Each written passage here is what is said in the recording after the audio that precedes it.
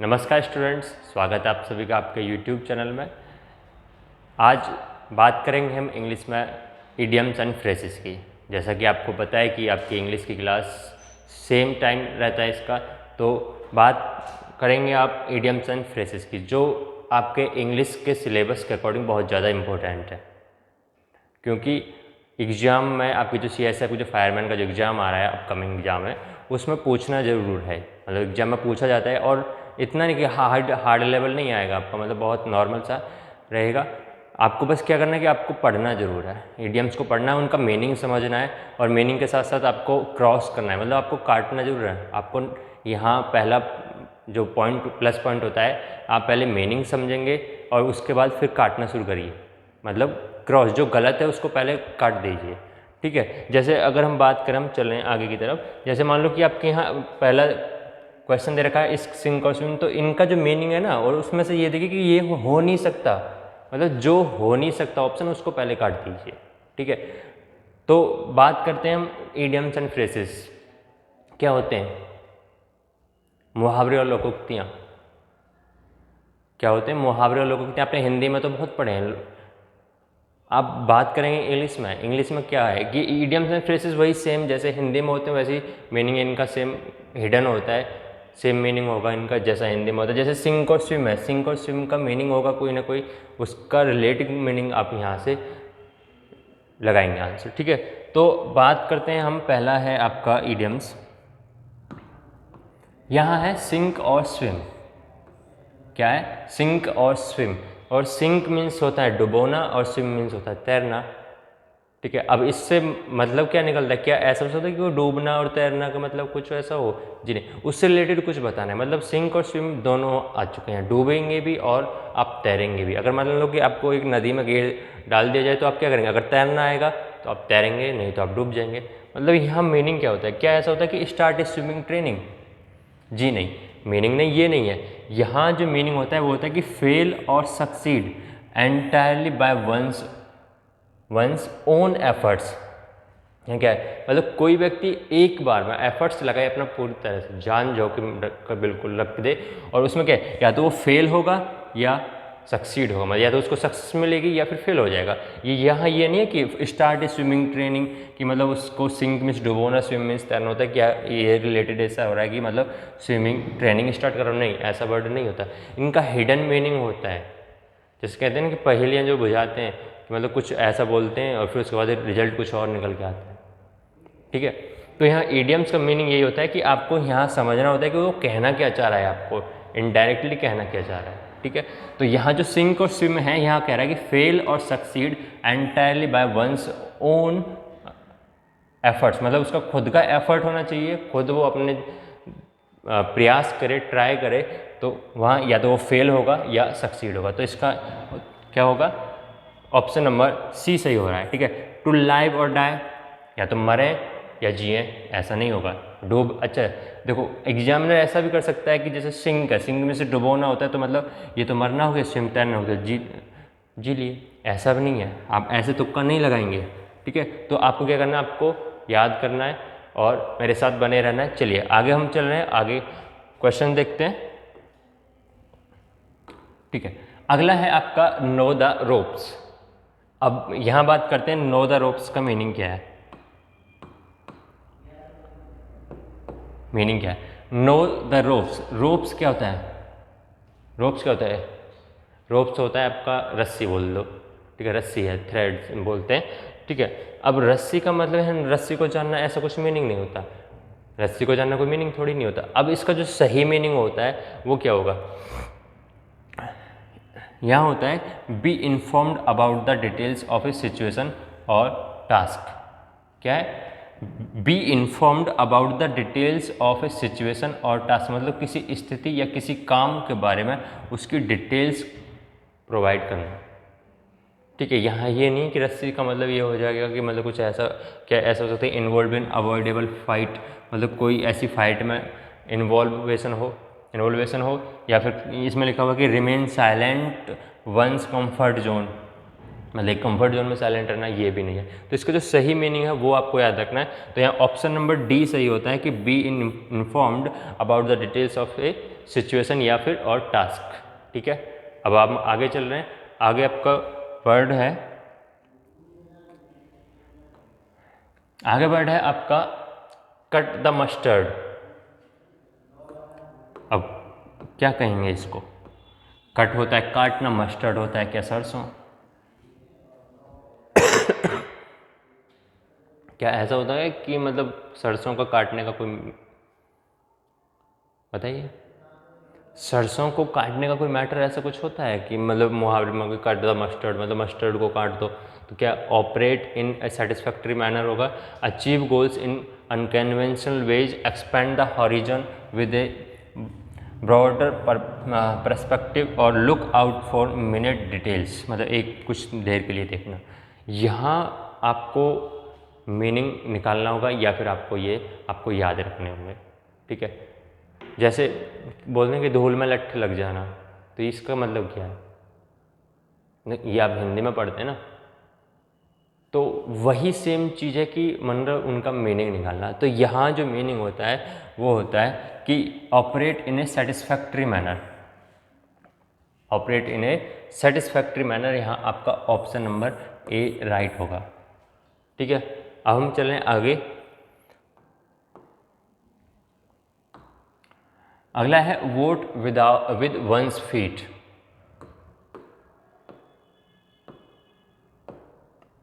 क्या है यहाँ?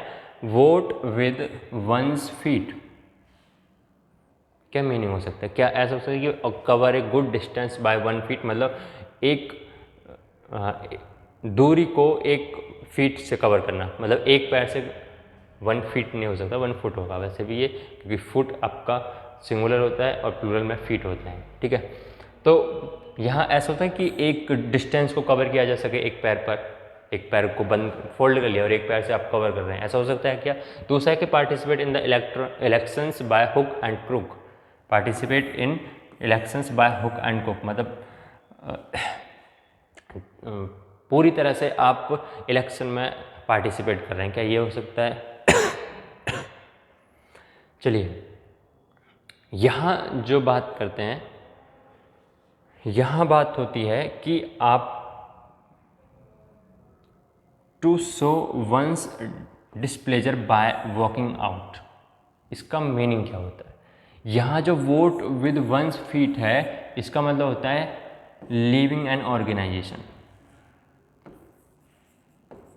Leaving an organisation.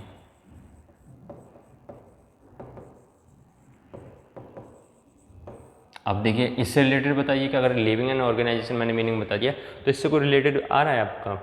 नहीं। देखिए यहाँ लिखा हुआ है ना कि to show one's displeasure by walking out, तो मीनिंग सेम होता है कि मतलब किसी ऑर्गेनाइजेशन से बाहर निकाल देना। तो क्या होता है? वोट विद वंस फीट, किसी जगह से आपको बाहर निकाल दिया जाता है तो क्या बोलते हैं? Vote with one's feet. तो यहाँ वही सेम है, to show one's displeasure by walking out. ठीक है, अब बात करते हैं तो ऑप्शन नंबर यहाँ कौन सा सही होता है? सी। ऑप्शन नंबर यहाँ कौन सा होता है? सी सही है। ठीक है, अब हम बात कर रहे हैं अगले वर्ड की। अगला जो इडियम्स एंड फ्रेजेस होगा, चलिए अगला है bell the cat. Bell the cat, अब देखो बैल द कैट मतलब ये बैल मीन्स घंटी होगी और कैट मीन्स बिल्ली होगी, क्या ऐसा कोई मीनिंग निकलेगा? जी नहीं। यहाँ जो ये लिखा ना कि to behave cruelly with cat, love someone's cat, किसी की बिल्ली को प्यार करना या क्रूअली बिहेव करना कैट के साथ, ये दोनों तो वैसे ही गलत है। ठीक है, अब दूसरी बात, to undertake a risky impossible task, इसको आप बोल सकते हैं कि एग्री करना है किसी चीज़ को किससे, जो आपके रिस्की काम है।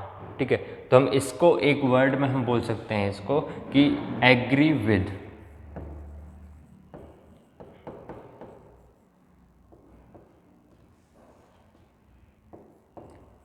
टू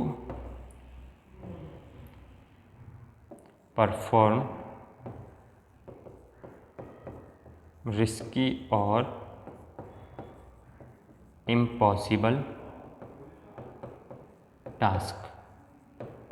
मैंने क्या लिखा कि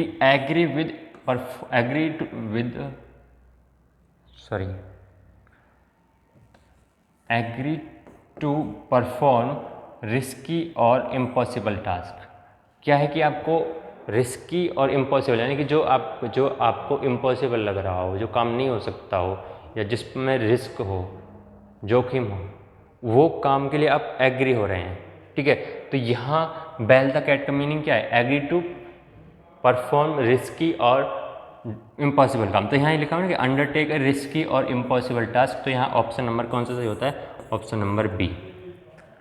ठीक है, बात करते हैं हम अगले की। आगे चलिए, आगे आपका टच एंड गो। क्या है? Touch and go. Touch and go मतलब छुओ और जाओ। ऐसा क्या है कि छुएं और चले जाएं? बताइए, क्या ये हो सकता है? A desired outcome possible but very uncertain, a venture started secretly. दूसरा है participate in time restraining activities, waste of time. कौन सा सही आंसर होगा इसका? यहाँ क्या है कि टच एंड गो का जो मीनिंग है वो है अनसर्टेन आउटकम। क्या है? Uncertain outcome. मतलब कि आपको ये नहीं पता कि जो हमारे पास जो आउटकम आएगा, मतलब हम जो चीज़ कुछ कर रहे हैं उसका रिजल्ट क्या रहेगा, अनिश्चित है, सर्टेन नहीं है, कोई पता नहीं है कैसा रिजल्ट रहेगा उसका। जो आउटकम है वो क्या? अनसर्टेन है। ठीक है, तो यहाँ लिखा है कि यहाँ लिखा है कि अ desired outcome possible but very uncertain. आपका जो आउटकम है वो पॉसिबल, तो आपने देखा कि डिजायर्ड आउटकम जो है वो पॉसिबल है बट अनसर्टेन है, मतलब पता नहीं है कि आउटकम कैसा होगा। ठीक है, तो आपका आंसर कौन सा होगा? ऑप्शन नंबर ए सही होगा। अब वेंचर स्टार्टेड सेक्रेटली, ये इस कोई भी नहीं है, तो वेस्ट ऑफ टाइम भी नहीं है। ठीक है, तो आपका आंसर कौन सा है? A option. A desired outcome possible but क्या होगा वहाँ अनसर्टेनिटी होगी। ठीक है, चलिए आगे चलते हैं।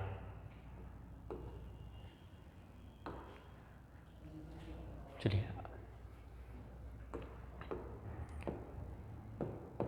यहाँ लिखा हुआ ए बेंजामिन्स पोर्शन। ए बेंजामिन्स पोर्शन, और ए बेंजामिन्स पोर्शन का जो मीनिंग होता है वो मीनिंग यहाँ निकलता है अ लार्ज पोर्शन। तो इसमें कुछ ज़्यादा सोचना नहीं है, ऑप्शन नंबर सी होगा यहाँ ए लार्ज पोर्शन। मतलब क्या याद रखना कि जो ए बेंजामिन पोर्शन का जो मीनिंग होगा वहाँ इडियम्स का, तो वो क्या होगा? A large portion. ठीक है, यहाँ तक क्लियर है? चलिए आगे चल रहे हैं हम।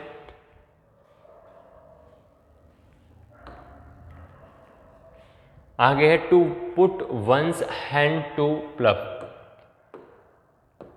क्या है? To put one's hand to plough. तो यहाँ क्या है, इसका मीनिंग क्या होगा? क्या इसका रिलेटेड कुछ खेती से होगा? क्योंकि प्लो आ रहा है।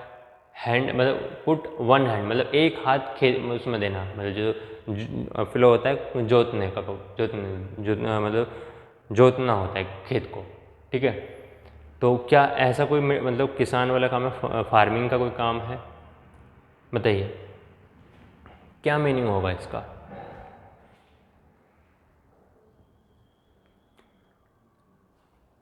यहाँ लिखा हो ना, देखो, हाँ यहाँ भी स्टार्ट एंड एग्रीकल्चर वेंचर। क्योंकि प्लो है और प्लो के मतलब क्या एग्रीकल्चर से हो सकता है? क्या ये सही है? बताइए जल्दी से कमेंट करिए कि ये आंसर सही है या नहीं है। अगला है take care a lot many things at the same time, और थर्ड है पार्टिसिपेट इन फन इवेंट, और दूसरा है टू सेट टू वर्क। यहाँ जो सही आंसर होता है वो होता है आपका option number D, to set to work. क्या है? To set to work. यहाँ जो मीनिंग होता है, यहाँ होता है कि आप डिफरेंट टास्क को ले रहे हैं। क्या कर रहे हैं? डिफरेंट टास्क को अपने आप कर रहे हैं। तो यहाँ लिख सकते हैं टू टेक डिफरेंट टास्क। क्या है? To take different task. तो इसका मीनिंग क्या हो जाता है? मीनिंग है आपका ये। तो इससे रिलेटेड क्या होगा? टू सेट टू वर्क, मतलब आप काम की तरफ ध्यान दे रहे हैं। ठीक है, समझ गए यहाँ तक? अब बात करते हैं अगला।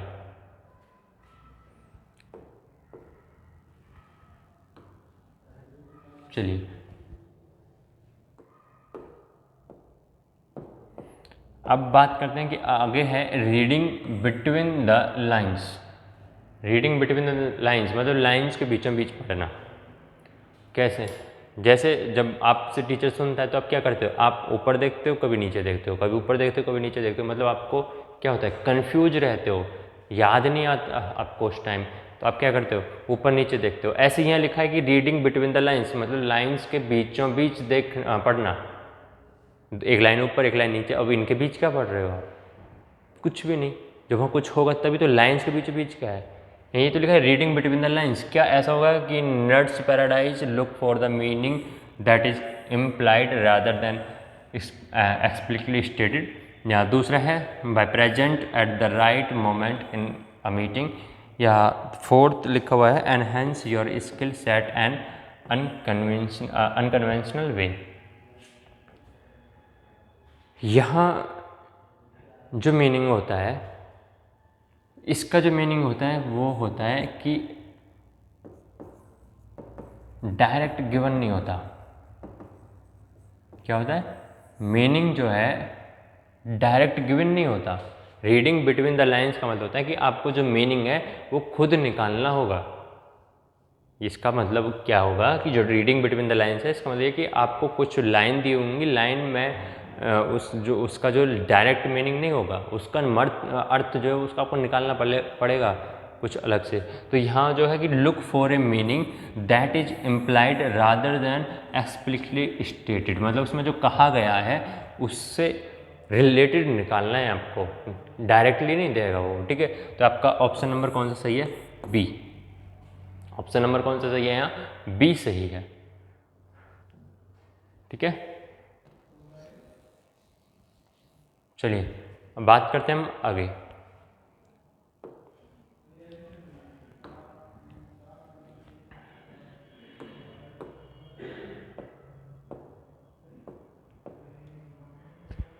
चलिए आगे है आपका बीटिंग अराउंड द बस।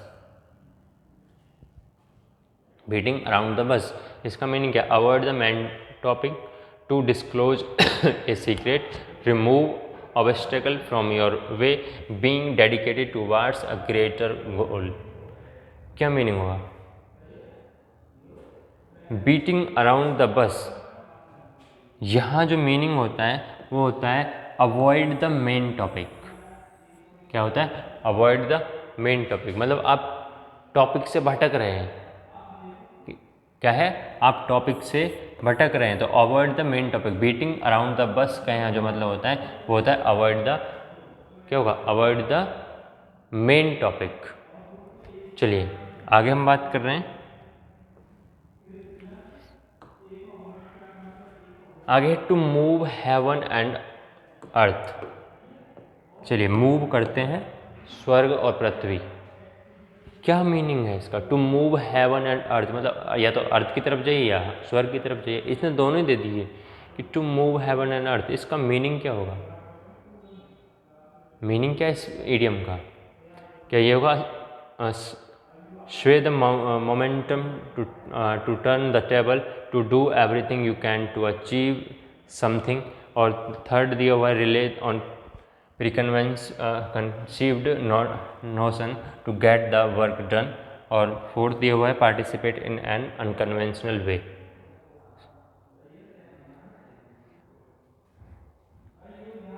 चलिए यहाँ जो मीनिंग है वो ये है कि to move heaven and earth का मतलब यहाँ है कि to do everything you can to achieve something.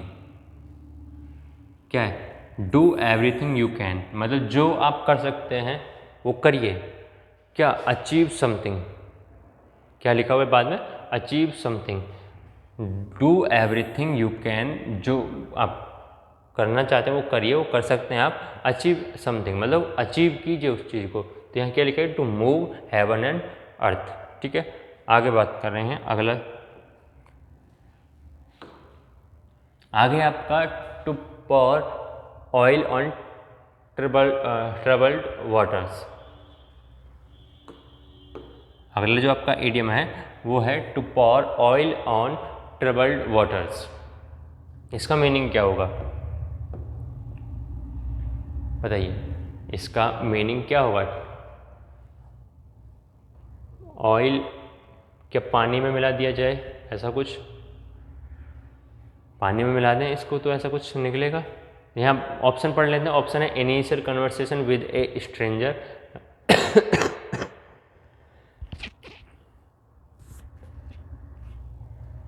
चलिए यहाँ जो to pour oil on troubled water, यहाँ जो तेल डालने की ऑयल डालने की बात हो रही है वाटर में, ट्रबल्ड वाटर में। ट्रबल्ड वाटर कौन सा, मतलब जो शांत नहीं है वाटर, ठीक है। अब यहाँ जो बात होती है, यहाँ होती है कि आप झगड़े को सुलझा रहे हैं, झगड़े को ख़त्म करना चाह रहे हैं, यानी कि झगड़े को बढ़ाना नहीं, झगड़े को ख़त्म करना चाह रहे हैं। तो इसका यहाँ भी मीनिंग होता है, आप बोल सकते हैं कि ट्राई टू सेटल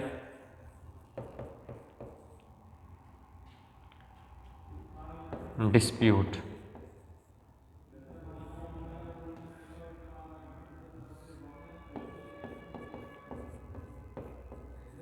ठीक है, मतलब ट्राई टू सेटल डिस्प्यूट, मतलब विवाद को आप सेटल कर रहे हैं। तो यहाँ कौन सा मीनिंग होगा? अब बताइए, आपको क्या मिल गया? हिंट मिल चुकी है, कौन सा होगा अब आंसर? तो यहाँ लिखा हुआ है to make peace on a dispute और डिसएग्रीमेंट। विवाद या जो एग्रीमेंट के खिलाफ जो डिसएग्रीमेंट है, इन दोनों के को शांत बनाने के लिए तो ऑप्शन नंबर यहाँ डी सही होता है। समझ गए? तो उसका मीनिंग क्या? To pour oil on troubled water, उसका मीनिंग है कि किसी डिस्प्यूट को ख़त्म करना है, विवाद है, कोई झगड़ा है, उसको ख़त्म करना है। तो यहाँ ये तो लिखा है कि मेक पीस, शांति बनानी है डिस्प्यूट और डिसएग्रीमेंट पर। ठीक है, चलिए आगे चल रहे हैं हम।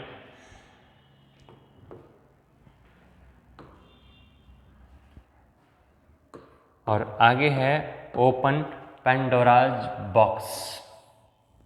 क्या है? Open Pandora's box. इसका मतलब क्या है? मतलब बॉक्स है, उसको ये नाम है उसका पैंडोरा बॉक्स, उसका बॉक्स खोलना है, तो मतलब प्रॉब्लम्स को लेके आना है। क्या है? प्रॉब्लम्स को लेके आना है अपने ऊपर। तो यहाँ कौन सा सही होगा?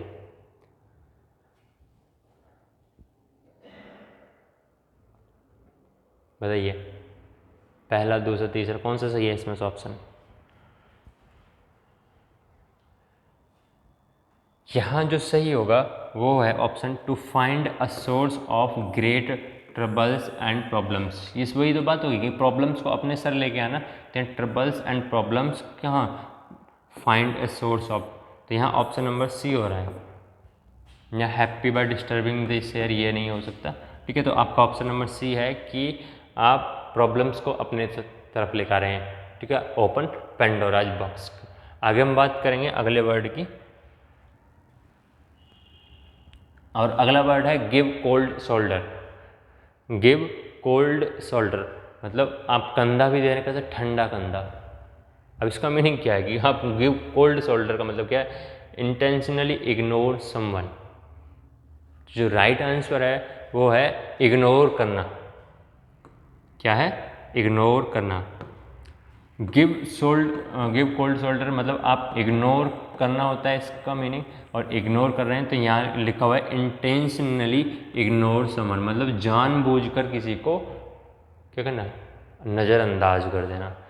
मतलब क्या है? ऐसा कि जैसे कि आपने किसी को सामने जाते हुए देखा और आपने मुंह छुपा लिया, आप साइड से निकल गए, या आप क्या करते हैं? इग्नोर कर रहे हैं सामने वाले को। तो क्या बोलेंगे आप इसको? I gave him cold shoulder. ठीक है, चलिए आगे बात करेंगे हम। और आगे है आपका वर्ड ब्रेक द आइस। क्या है? ब्रेक द आइस, बर्फ को तोड़ दें। अब बर्फ का तोड़ने का मतलब क्या है कि ठंड आ जाएगी या गर्मी आ जाएगी? कैसा होता है कि बर्फ़ को तोड़ दिया जाए, तो तोड़ने से क्या, तो गर्मी हो गया, सर्दी आएंगी? जी नहीं, ऐसा कुछ नहीं है। यहाँ जो बर्फ़ का टूटना है, यहाँ है चुप्पी तोड़ना। Start a conversation, to start a conversation.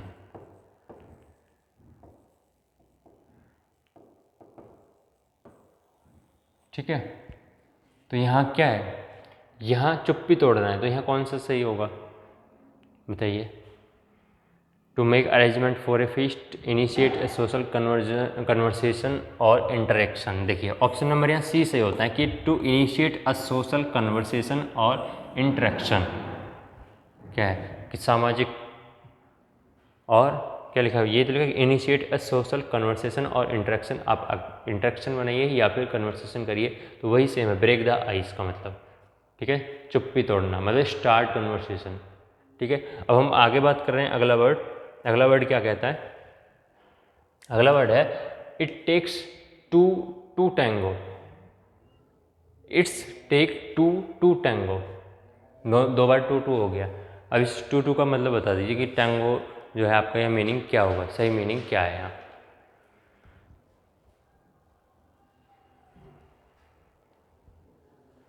ठीक है, चलिए ये आपका क्या है, ये इडियम्स है, ये बेटा फ्रेज है। क्या है, ये फ्रेज है जिसको आप लोकोक्तियाँ बोलते हो। क्या लोकोक्तियाँ जो बोलते हो, ये फ्रेज है।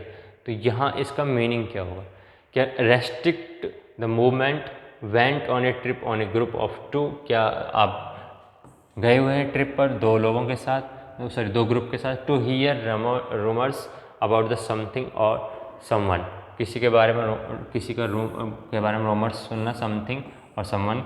या फिर actions and communication need more than one person, किसी एक पर्सन से अधिक कन्वर्सेशन करना। चलिए अगर यहाँ बात करें कि इट टेक्स टू और टू टैंगो, तो यहाँ मीनिंग होता है कि एक्शन एंड कम्युनिकेशन दोनों चीज़ें नीड, ज़रूरत है मोर देन वन पर्सन, मतलब एक पर्सन को ज़रूरत है। ठीक है, सॉरी एक पर्सन से ज़्यादा ज़रूरत है। तो यहाँ ऑप्शन नंबर क्या हो जाता है, डी सही होगा, ऑप्शन नंबर डी। ठीक है, किसका मीनिंग है, it takes two to tango. चलिए अब बात करते हैं आगे, अगला वर्ड। अगला वर्ड है कि आइसिंग ऑन द केक।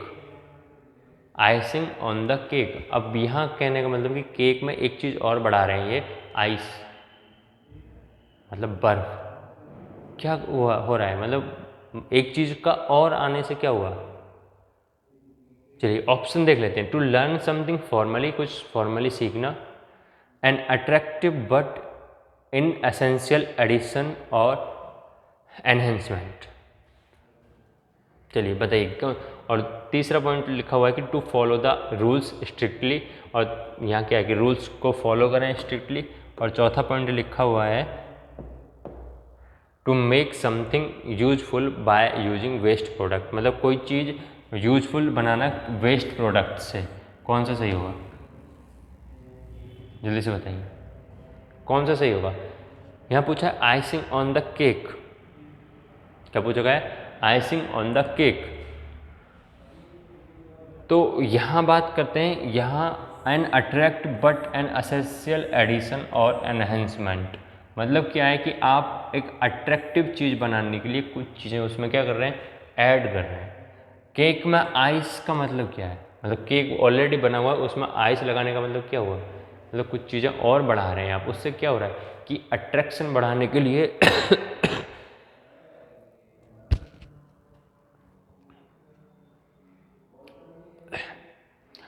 ठीक है, तो अट्रैक्शन बढ़ाने के लिए है क्या है कि आइस को, तो आइसिंग ऑन द केक का मतलब है कि to an attract but essential addition और एनहेंसमेंट। चलिए हम आगे बात कर रहे हैं आगे वर्ड की।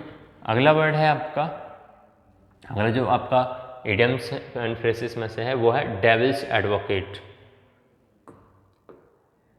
क्या हुआ, डेविल एडवोकेट हो गया क्या।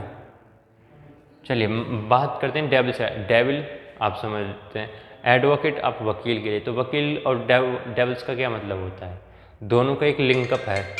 ठीक है, और वो लिंकअप है तो किस चीज़ से हुआ, यहाँ लिखा हुआ एन अकम्प्लिस इन क्राइम, और दूसरा है someone who presents a counter agreement, तीसरा someone who supports a criminal, और चौथा है अ क्रूअल पर्सन, निर्दयी व्यक्ति या जो क्रिमिनल को सपोर्ट करता हो।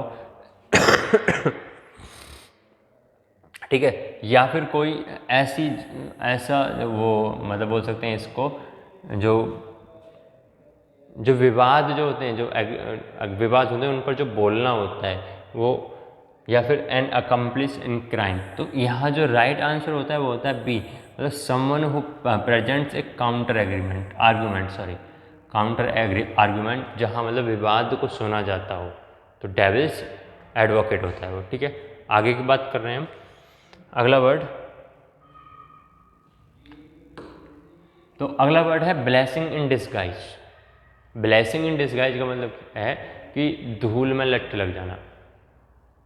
अब धूल में लट लगने का मतलब क्या हो जाता है कि मतलब कोई ऐसी चीज़ जिसको आपको एक्सपेक्टेशन नहीं है, मतलब आप उस चीज़ को पहले क्या कर तो रहे हैं बट मन मार के कर रहे हैं कि मतलब कुछ हो ना हो, बट अचानक से कुछ ऐसा हो जाना कि जो उससे आप खुश हों। कि इसमें क्या हो सकता है कि जो आप पहचान नहीं पाए उसको, पहली बार में आप पहचानते नहीं ना, कि धूल में लट लगने का मतलब कि आपको ये नहीं कि आपको पैसे मिल गए, नहीं, यहाँ पहली बार में नहीं पहचानना होता है। तो यहाँ क्या लिखा हुआ है कि something good that is not recognised at first, मतलब पहली बार में उसको क्या है आप पहचान नहीं पाते। तो इसका सेम मीनिंग होता है कि option number A, blessing in disguise. तो something good that is not recognised at first, मतलब वो पहली बस ठीक तो है बट वो पहली बार में पहचान में नहीं आता है। ठीक है, चलिए, टैलेंटेड पर्सन नहीं होगा, ए काइंड हार्ट पर्सन नहीं होगा, something which was not expected, जो आशा नहीं की गई होगी, ये भी नहीं है। तो आपका जो 100% जो आंसर होगा वो है आपका ए ऑप्शन। ठीक है, आगे बात करेंगे अगले ऑप्शन, अगले वर्ड की।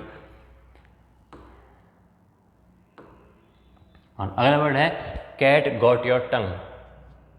कैट गॉट योर टंग मतलब बिल्ली के बिल्ली,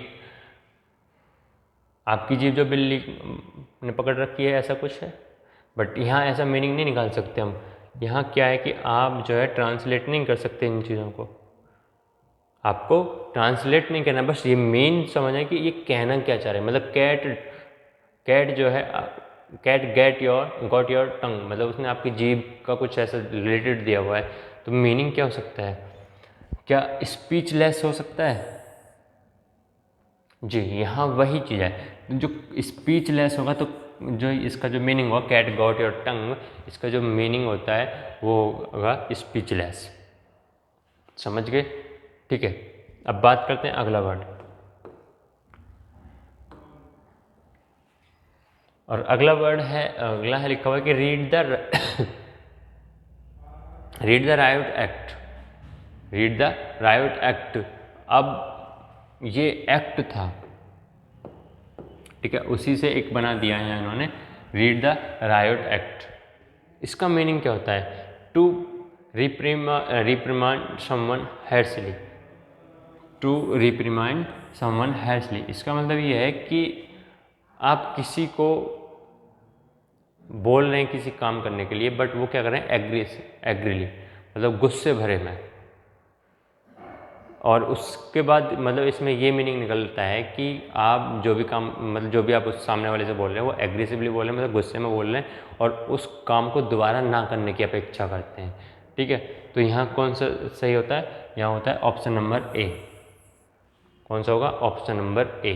तो यहाँ लिखा कि टू रिप्रिमांड समवन हैर्सली। ठीक है, अगला हम पढ़ रहे हैं अगला वर्ड। अगला वर्ड है आउट ऑफ द वुड्स। क्या ऐसा होगा लकड़ियों के बाहर? आउट ऑफ द वुड्स, लकड़ियों के बाहर? जी नहीं, यहाँ है जो सही मीनिंग होगा वो सही मीनिंग क्या? लैकिंग इन नॉलेज, नॉलेज में कमी। To have passed a dangerous phase successfully, या to be reduced a shadow once former self, या make something using forest based raw materials. यहाँ जो है कि आउट ऑफ द वुड्स, लकड़ियों के बाहर का मतलब नहीं है, यहाँ मतलब कुछ और है। यहाँ मतलब ये कि जो डेंजरस वे है, जो डेंजरस प्रॉब्लम, जो डेंजरस रास्ता है, जो डेंजरस प्रॉब्लम थी, उनसे बाहर निकल आना। ठीक है, तो यहाँ सबसे बेस्ट कौन सा रहेगा? तो बेस्ट यहाँ है कि to have passed a dangerous phase successfully. तो यहाँ वही तो लिखा हुआ है कि डेंजरस फेज से आप बाहर आ चुके हैं सक्सेसफुली। ठीक है, चलिए अब बात करते हैं अगले की। चलिए अब मुझे बताइए be in the black. Be in the black क्या होगा? एक बी इन द ब्लैक है, एक होता है बी इन द रेड। दो होते हैं, क्या होते हैं? बी इन द ब्लैक, एक होता है बी इन द रेड।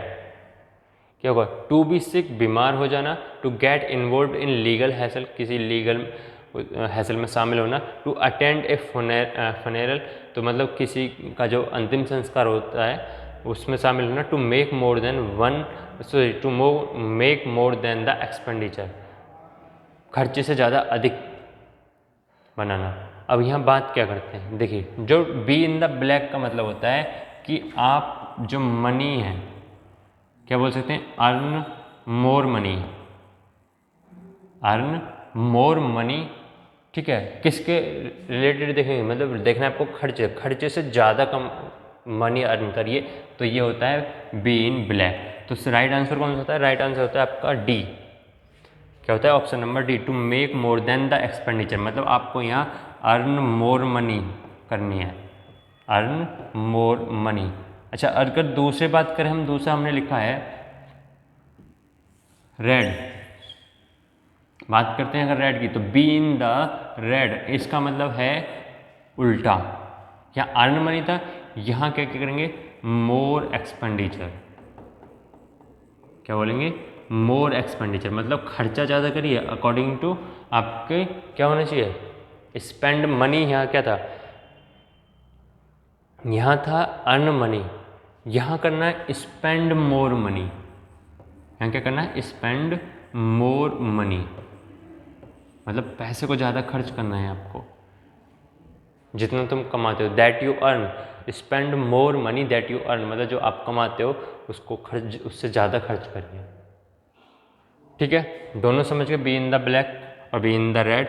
चलिए आगे, आगे है गिव स्टिक। क्या है? Give stick. स्टिक क्या होती है?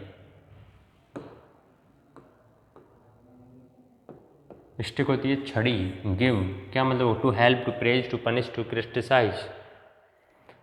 यहाँ मतलब होता है गिव स्टिक का टू क्रिटिसाइज, तो ऑप्शन नंबर यहाँ डी से होता है। क्या होता है? To criticise. और इसके साथ साथ और भी कुछ जैसे बोल सकते हैं अब्यूज। ठीक है, और भी वर्ड हैं जैसे इंसल्ट, ऐसे वर्ड भी यूज कर सकते हैं। To criticise, to abuse, to insult. ठीक है, तो गिव स्टिक का मतलब क्या हो सकता है? ये क्रिटिसाइज करना, अब्यूज करना, इंसल्ट करना, बेइज्जती, इंसल्ट। ये वही वाली इंसल्ट है जो आप सहन करते हैं, बेइज्जती। ठीक है, अब चलते हैं हम आगे वर्ड, अगला वर्ड देखते हैं। अगला वर्ड क्या कहता है? Chew the fat. Chew means चबाना, और फैट मतलब मोटापे को चबाना नहीं। अब हम यहाँ बात करते हैं कि अरे देखो कितना प्यारा सा वर्ड लिखा हुआ है कि टू ईट टेस्टी फूड। देखो च्यू द फैट मतलब कि फैट को चबाना, तो इससे रिलेटेड आपको दे भी दिया है कि टू ईट टेस्टी फूड। क्या ये सही हो सकता है? बताइए जल्दी से कमेंट में। अगला है टू चैट और gossip for a long time. तीसरा है टू वर्क हार्ड, और लास्ट है एंगेज्ड इन ए क्वारल। मतलब तो यहाँ जो मीनिंग होता है वो होता है आपका कि बहुत देर तक लंबी लंबी गप्पे छोड़ना, बातें करना। ठीक है, तो यहाँ ऑप्शन कौन सा सही है? टू चैट और gossip for a long time, तो ऑप्शन नंबर यहाँ बी सी। तो च्यू द फैट का मीनिंग क्या होगा? च्यू द फैट का मीनिंग होता है कि आप गप्पे लड़ाना बहुत टाइम तक, for a long time, gossip for a long time. ठीक है, तो आपका ऑप्शन कौन सा होता है? बी। चलिए आगे पढ़ रहे हैं हम। आगे है आपका ब्रेड एंड बटर, दोनों एक साथ। देखिए ब्रेड भी है और बटर भी है, क्या मीनिंग हुआ? मतलब दोनों का एक साथ होने का क्या रीजन है? Bread and butter, edible items, itemised deduction, start afresh, main source of income. देखिए जहाँ ये दोनों वर्ड मतलब ब्रेड और बटर आ जाए तो वहाँ मतलब होता है कि मेन सोर्स ऑफ इनकम क्या है? कैसे बोलते हैं? It is my bread and, क्या हुआ? Bread and butter. तो ये क्या है? मेरा मेन सोर्स है इनकम का। तो हम क्या बोल सकते हैं कि option number D, main source of income, bread and butter का। चलिए आगे बात करते हैं अगला वर्ड, और अगला वर्ड है बरी द हैचेट्स, क्या है, बरी द हैचेट्स। अब इसका मीनिंग क्या होगा, यहाँ लिखा हुआ कि risk your integrity to get your work done.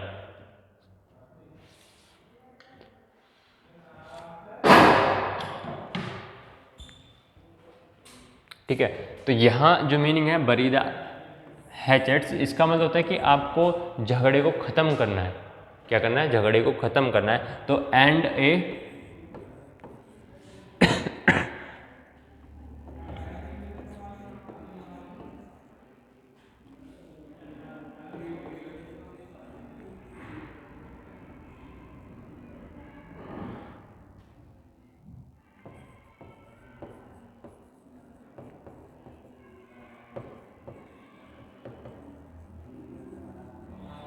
देखिए, यहाँ बात करते हैं हम, यहाँ है कि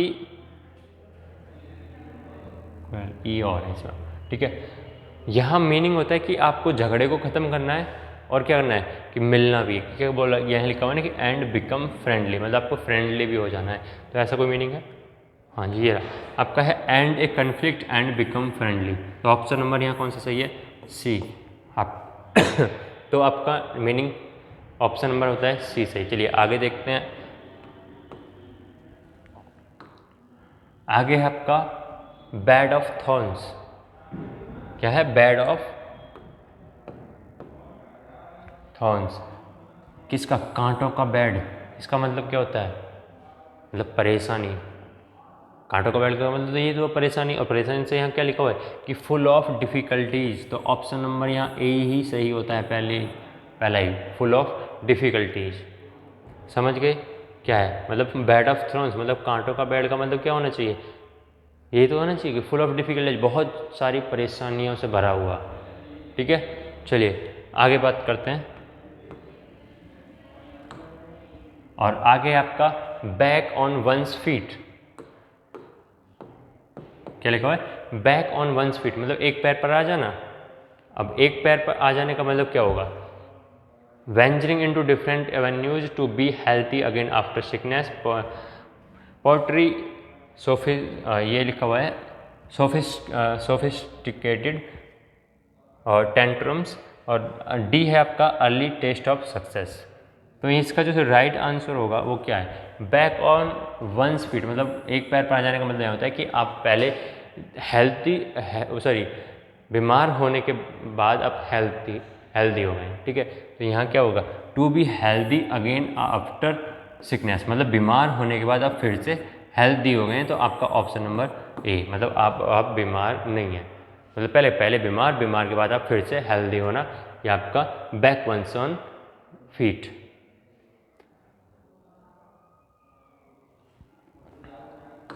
चलिए आगे आपका ब्रोंक्स चीयर।